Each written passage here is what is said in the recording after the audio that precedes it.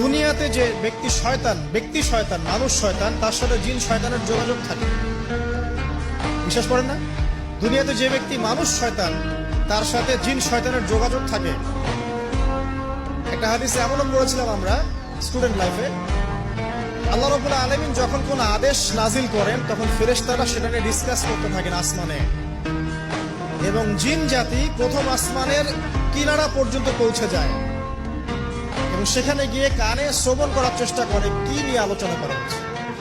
যদি কোনো একটা সংবাদ তাদের কান পর্যন্ত চলে আসে, তাদেরকে বিতাড়িত করার জন্য আল্লাহ রাব্বুল আলামিন উল্কাপিণ্ড ছোড়েন।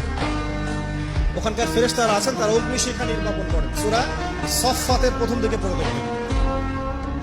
এই জিন দুনিয়াতে যে কবিরাজ বা তান্ত্রিক বা জাদুকরের আন্ডারে আছে, সে এসে তাকে জানিয়ে দেয় এই হতে যাচ্ছে। তখন সেই তান্ত্রিক এই